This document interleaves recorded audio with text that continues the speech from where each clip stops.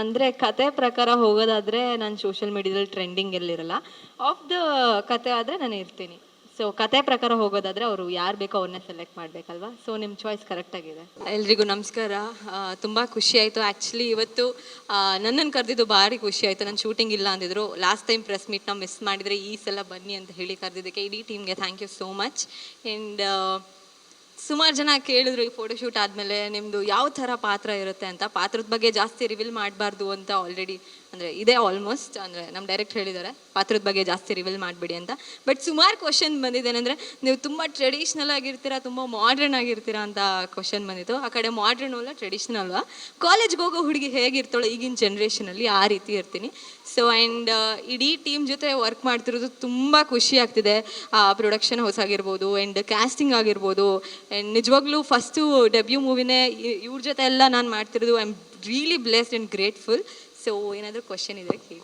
ನನ್ನ ತಲೆಯಲ್ಲಿ ನಾನು ಹೀರೋಯಿನ್ ಆಗಿ ಮಾಡಬೇಕು ಅಂದರೆ ಇದೇ ಥರದೊಂದು ಪಾತ್ರ ಇರಬೇಕು. ನಾನು ಒಂದು ಹಳ್ಳಿ ಹುಡುಗಿ ಆಗಿರಬೇಕು ಅಥವಾ ಕಾಲೇಜ್ ಹೋಗೋ ಹುಡುಗಿ ಥರ ಇರಬೇಕು. ಆ ಥರದೊಂದಷ್ಟು ಮೈಂಡ್ಸೆಟ್ ನನಗೂ ಇತ್ತು. ಇಷ್ಟು ವರ್ಷ ಅದಕ್ಕೆ ಸಿನಿಮಾ ಮಾಡಿರಲಿಲ್ಲ. ಸೊ ಈ ಸ್ಟೋರಿ ಕೇಳಿದ ತಕ್ಷಣ ನಂಗೆ ಭಾಳ ಖುಷಿ ಆಯಿತು. ಓಕೆ, ನನಗೇನು ಮೈಂಡ್ ಥಾಟ್ ಇತ್ತೋ ಅದೇ ವಿಷನಲ್ಲಿ ಈ ಮೂವಿ ಇದೆ. ಹಾಗಾಗಿ ಈ ಸಿನಿಮಾನ ಒಪ್ಕೊಂಡೆ. ಇಲ್ಲ, ಖಂಡಿತವಾಗ್ಲೂ ಇಲ್ಲ. ಇದೆಲ್ಲ ಅಂದರೆ ಈಗಲೇ ರಿವೀಲ್ ಮಾಡಿಬಿಟ್ರಿ ಫಸ್ಟ್ ಪ್ರೆಸ್ ಮೀಟಲ್ಲಿ ನಾನು ನಮ್ಮ ಡೈರೆಕ್ಟ್ರು ಹೊಡಿತಾರೆ ಅಷ್ಟೇ. ಸೊ ಇನ್ನೂ ಒಂದು 10 ಪ್ರೆಸ್ ಮೀಟ್ ಇರುತ್ತೆ. ಸೊ ಒಂದೊಂದೇ ಬಿಟ್ಟು ಹೇಳ್ತಾ ಹೋಗ್ತೀನಿ.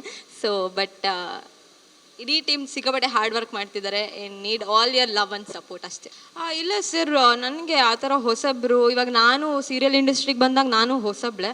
ಬಟ್ ಅವ್ರ ಜನ ನನ್ನ ಈಸಿಯಾಗಿ ಅಕ್ಸೆಪ್ಟ್ ಮಾಡಿದ್ರು. ಅಂದರೆ ಅವಕಾಶ ಕೊಟ್ಟರೆ ಎಂಥವನ್ನಾದರೂ ಅಕ್ಸೆಪ್ಟ್ ಮಾಡ್ತಾರೆ ಜನ. ಸೊ ಇವರು ಟ್ಯಾಲೆಂಟ್ ಇತ್ತು, ಒಂದಷ್ಟು ಕತೆ ಇತ್ತು, ಇಡೀ ಟೀಮ್ ಸಖತ್ತಾಗಿತ್ತು. ಆ್ಯಂಡ್ ಅವರು ಹೀರೋಯಿನ್ಸ್ಗೋಸ್ಕರ ಹುಡುಕ್ತಿದ್ರು, ಹೊಸಬ್ರಾದ್ರೇನೋ ಹಳಬ್ರಾದ್ರೇನೋ. ಸೊ ಅವ್ರ ಟ್ಯಾಲೆಂಟ್ ಜೊತೆ ನಾವು ಇನ್ನೊಂದು ಟ್ಯಾಲೆಂಟ್ ಸೇರಿದಾಗ ಖಂಡಿತವಾಗ್ಲೂ ಮುಂದೆ ಹೋಗ್ತೀವಿ. ಸೊ ನನಗೆ ಅವ್ರು ಮಾತಾಡಿದ ರೀತಿ ಆಗಲಿ, ಅವರೆಲ್ಲರೂ ಕನ್ವಿನ್ಸ್ ಮಾಡಿದ ರೀತಿ, ಸ್ಟೋರಿ ಹೇಳಿದ ರೀತಿ ಎಲ್ಲನೂ ಸಖತ್ತಾಗಿತ್ತು. ಹಾಗಾಗಿ ನಾನು ಒಪ್ಕೊಂಡೆ. ನಿಮ್ಮೆಲ್ರಿಗೂ ಸರ್ಪ್ರೈಸ್ ಎಲಿಮೆಂಟ್ ಇರುತ್ತೆ, ಕಾದು ನೋಡಬೇಕು. ಖಂಡಿತವಾಗ್ಲೂ ಸರ್, ಅದು ನನ್ನ ಜೀವನ ಕೊಟ್ಟಿರೋ ದಾರಿ, ಅದನ್ನು ಯಾವತ್ತೂ ಮರೆಯಲ್ಲ. ಅದ್ರ ಜೊತೆ ಇದೂ ಇರುತ್ತೆ. ಇವಾಗ ನಮ್ಮ ಅಣ್ಣ ಹುಲಿ ಕಾರ್ತಿಕ್ ಅವ್ರಿಗೆ ಮೈಕ್ ಕೊಡ್ತಾ ಇದ್ದೀನಿ.